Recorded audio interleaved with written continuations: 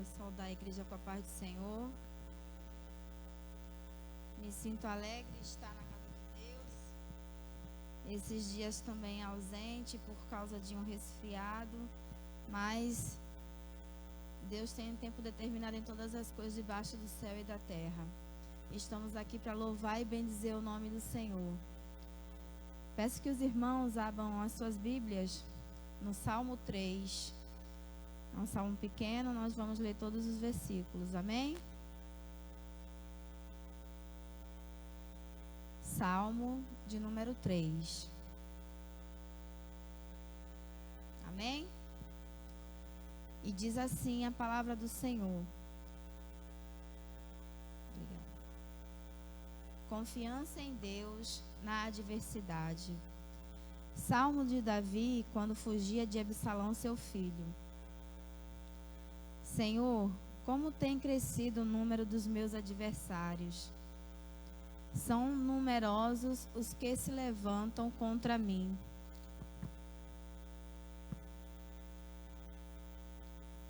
Porém, tu, Senhor, és meu escudo, és minha glória, e o que exaltas a minha cabeça. Com a minha voz clamo ao Senhor, e ele do seu santo monte me responde. Deito-me e pego no sono, acordo porque o Senhor me sustenta. Não tenho medo de milhares de povos que tomam posição contra mim de todos os lados. Levanta-te, Senhor, salva-me, Deus meu, pois fere nos queixos a todos os meus inimigos e aos ímpios quebra os dentes. Do Senhor é a salvação, e sobre o teu povo a tua bênção.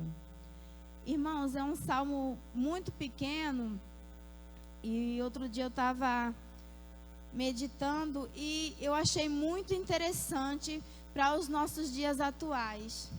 Nós vivemos em momentos de adversidade, em momentos de angústias, em momentos de frustrações, em momentos de perdas, em vários momentos. E aqui o Salmo 3 fala sobre a confiança em Deus em meio à adversidade, que revela claramente que quando foi escrito, Davi estava sendo afligido e perseguido.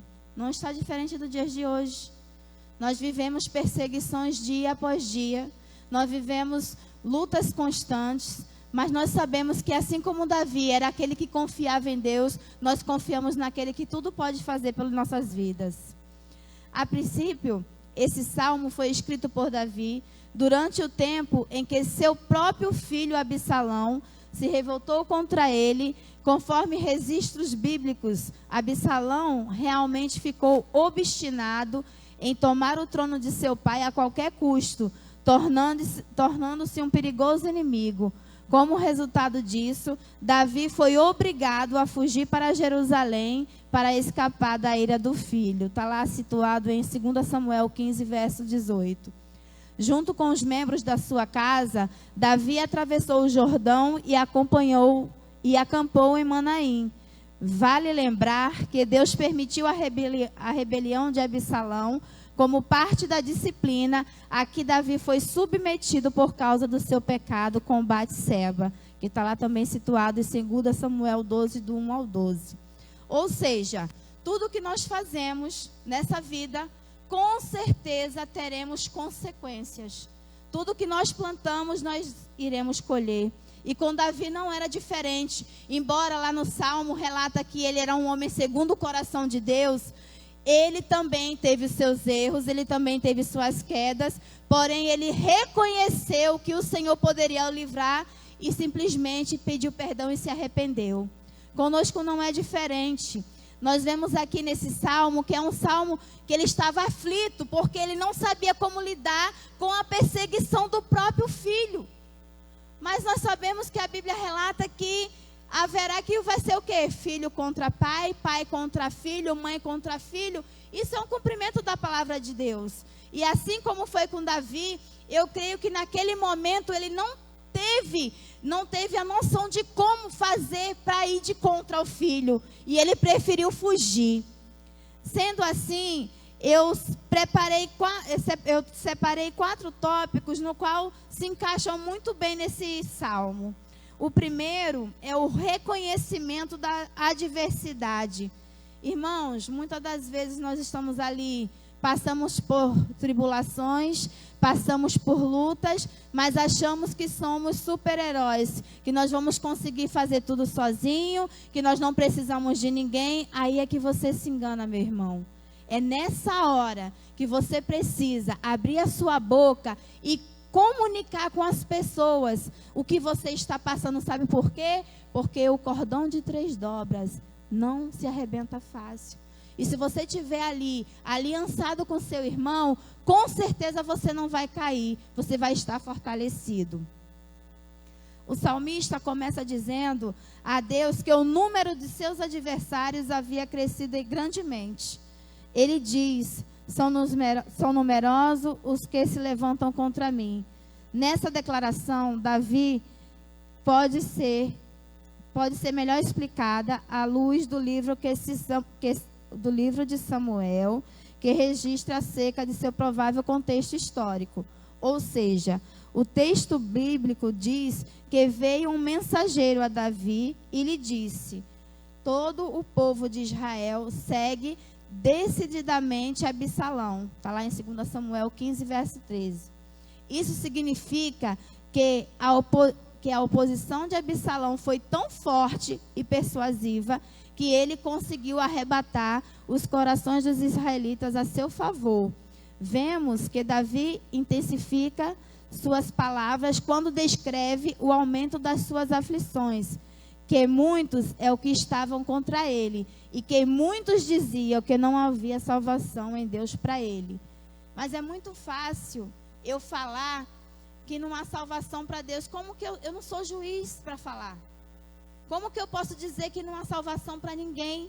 Porque Jesus é o que veio nos remir de todo o pecado. Aqui Davi estava angustiado, estava, eu creio que entristecido, porque nunca pensou que um filho ia fazer isso com ele. Um pai dá a vida por um filho, com certeza. Nós sabemos que Deus deu seu único filho em prol de nós. Eu imagino aqui a tristeza de Davi, a frustração, a angústia de falar: poxa, o meu filho que eu dediquei tanto, querer usurpar de uma coisa que não é dele. É só Deus. Se não é por Deus, como que ele teria força para sobreviver, para vencer? E nós vemos aqui, no segundo tópico, a profunda confiança em Deus. Nós vemos aqui um cenário hostil que se apresentava diante dele. Davi contrasta sua observação melancólica acerca das aflições que o cercavam, com sua inabalável confiança em Deus. Se por um lado ele registra que na concepção de muitos Deus não havia lhe abandonado, por outro lado ele declara firmemente: porém tu, Senhor, és o meu escudo, és a minha glória e o que exalta a minha cabeça. Ou seja, ele não estava se importando com aquilo que estavam falando dele. Olha, não é o Deus que dá sua salvação, não. Mas Davi era um homem que tinha intimidade com Deus. Então ali ele sabia ao Deus que ele estava servindo, ao Deus que ele cria e ao Deus que ele tinha entregado a sua vida. Aleluias. Essas palavras de Davi lembram a conhecida declaração do apóstolo Paulo: que diremos, pois, a estas coisas? Se Deus é por nós, quem será contra nós? Apesar de suas aflições, o salmista sabia que o Senhor o escutava e o escuta e o responde à oração do crente. Quando aquele que tem intimidade com Deus, a pessoa com certeza sabe o Pai que ela confia e sabe a quem buscar, e vai buscar ao Senhor.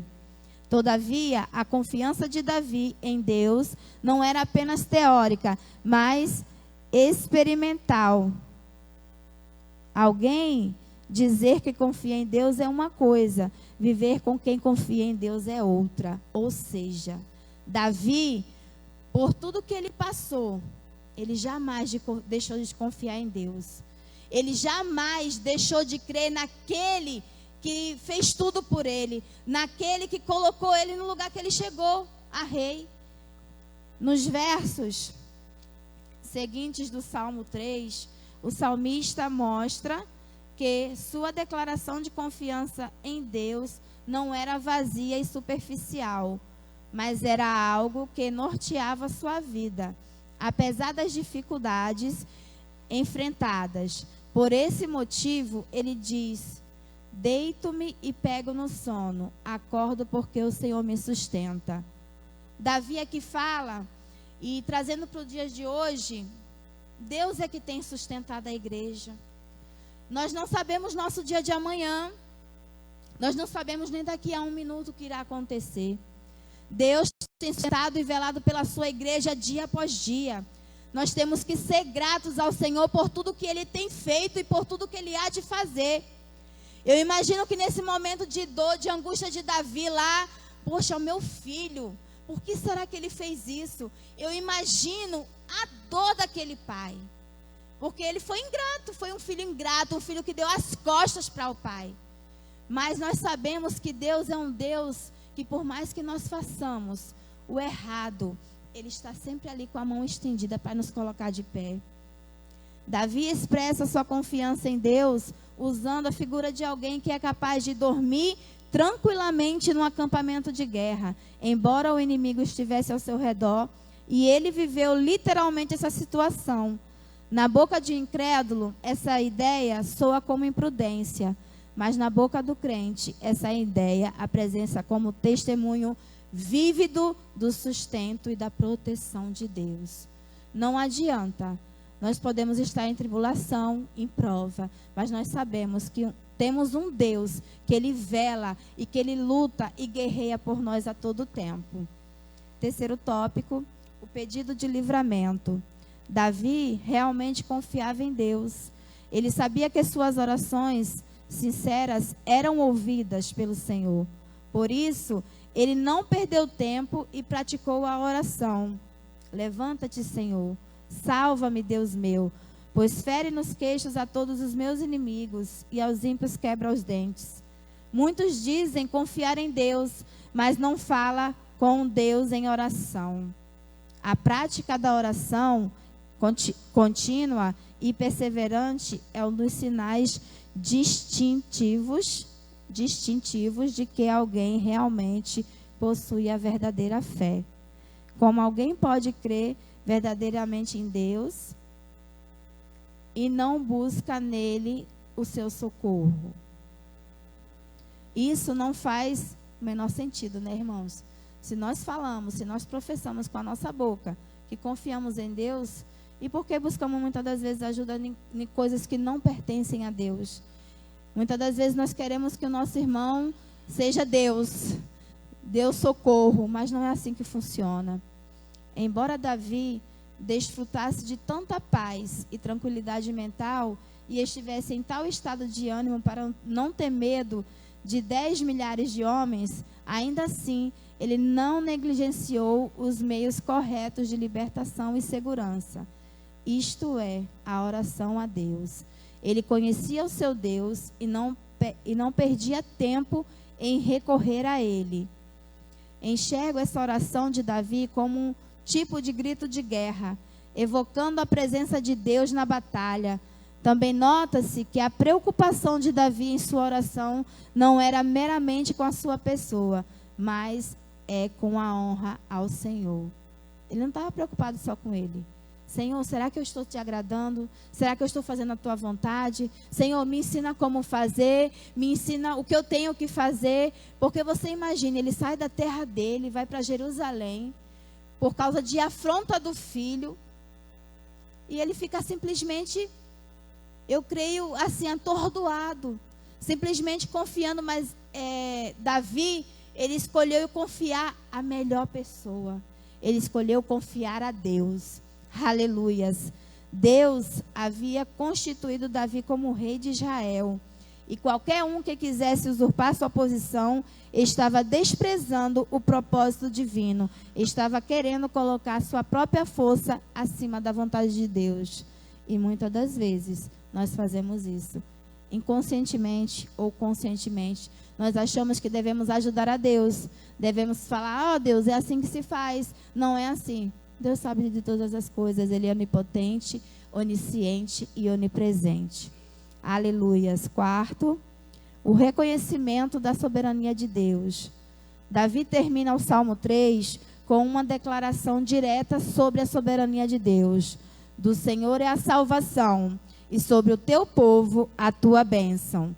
Davi sabia que a eficácia de sua oração não estava no poder de suas palavras, mas no poder de Deus, que governa soberanamente todas as coisas. Por isso, essa conclusão de Davi no Salmo 3 não se restringia apenas à libertação temporal que ele tanto precisava, mas testemunhava também acerca de uma libertação cujo a implicação é eterna.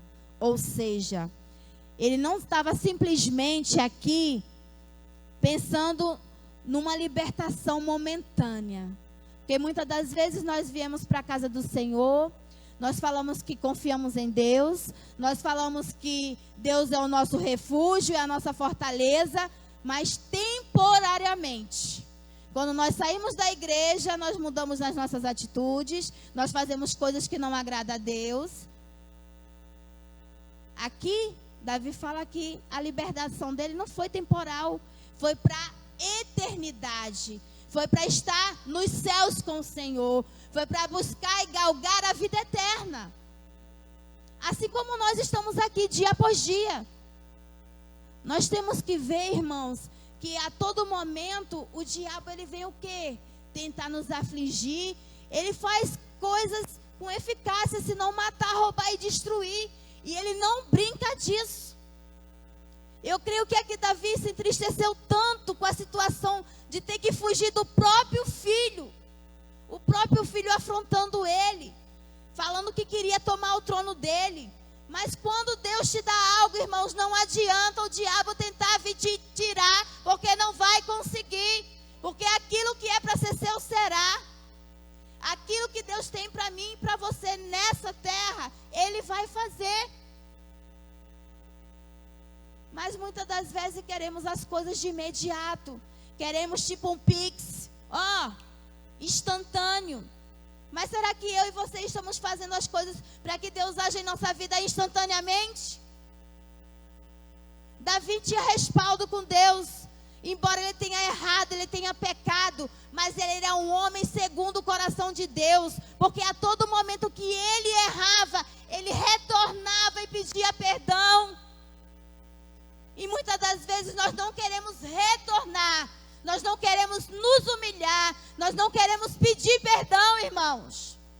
Aí eu quero ser abençoado. Eu quero que Deus haja na minha vida. Mas eu não gosto de irmão fulano. Eu não gosto de irmão cicrano. O que é que irmão fulano e cicrano fez para você não gostar?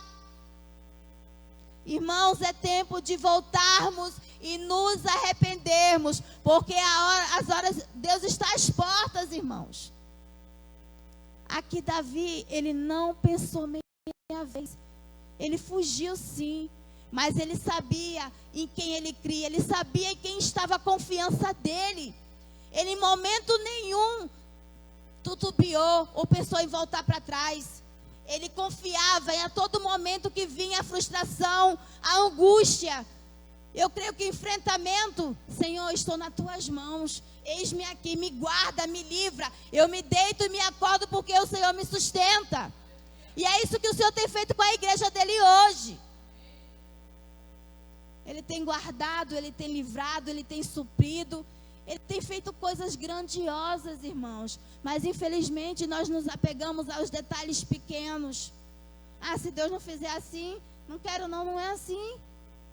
Deus é Deus, sem a gente Ele continua sendo Deus. A gente sem Ele não somos nada. Mas eu quero mandar em Deus. Olha, Deus não trabalha assim não, trabalha dessa forma aqui, tá? Assim para mim não dá não. Nós queremos ensinar Deus a fazer. Nós queremos muitas das vezes ensinar Deus a agir nas nossas vidas. Mas lá em Eclesiastes fala que tem tempo determinado para todas as coisas. Não adianta eu querer uma coisa se não é aquilo que Deus quer para mim nessa hora. Você só vai querer, irmãos, e não vai acontecer. Você só vai galgar, mas se vai se frustrar, porque não vai ser da forma que você quer, mas sim da forma que Deus quer. E assim foi aqui na vida de Davi. Ele passou por luta, por tribulação, afrontamento, pelo filho, a quem dedicou tanto amor. Muitas das vezes, nós temos a afronta dos nossos filhos, mas nós sabemos que o nosso Deus é maior do que todas essas coisas. E aqui Davi, ele não deixou se abater por isso, porque ele confiava, ele cria no Deus da salvação dele. Assim como eu creio que essa igreja crê que Deus pode fazer infinitamente mais do que pedimos ou pensamos. Irmãos, se nós soubéssemos o quanto é exercitar a fé, nós não nos apegaríamos a simplesmente o grão de mostarda. O grão de mostarda é só um simbolismo daquilo que Deus pode fazer. Porque ele fala, se você der ordem àquele monte vai, ele vai. Se você der ordem para curar os enfermos, você vai curar os enfermos. Mas para isso, é preciso nós renunciarmos muitas coisas. É preciso que Deus venha agir diretamente em nossas vidas. Será que eu e você estamos disponíveis a fazer, a nos dispor para fazer essa tão grande obra? Como eu tenho agido na casa do Senhor, como eu tenho feito a obra do Senhor, como eu tenho buscado estar na casa do Senhor, como eu tenho me comportado na casa do Senhor. Irmãos, nós temos que saber que cristão é se ensina ou não. Nós não vivemos por face, por simplesmente por vista. Nós temos que viver e pregar aquilo que vivemos. Eu creio que aqui Davi, ele foi muito exaltado, porque com tudo o que ele passou, com todo o pecado, com toda a vergonha, porque você imagina um pai que era rei, ser envergonhado pelo filho, porque o filho o afrontou. Eu creio que se antigamente, eu não sei bem, poderia ele ter mandado matar o filho por desrespeito, por afronta. Mas você imagina levar uma pena tão pesada para um filho. Ele preferiu sair. Mas Deus o honrou, porque ele confiava naquele que podia fazer por ele. Nem eu e você podemos fazer. Muitas das coisas queremos fazer, mas nós só sabemos que se nós confiarmos em Deus, é tudo posso naquele que me fortalece. E Ele que tem fortalecido a igreja, irmãos. Ele que tem guardado e livrado o seu povo. Não foi diferente aqui com Davi. Davi descansou nas mãos do melhor. Nas mãos daquele que pode fazer por mim e por você. Nas mãos daquele que vai fazer por você sem te julgar. Sem te apontar o dedo. Sem falar, eu fiz por você, você vai ter que fazer por mim. O nosso Deus é um Deus que dá e não cobra. O nosso Deus é um Deus que faz e não quer recompensa por aquilo que fez por você. Porque se fosse assim, eu creio que Ele não daria seu único filho em prol de nossas vidas.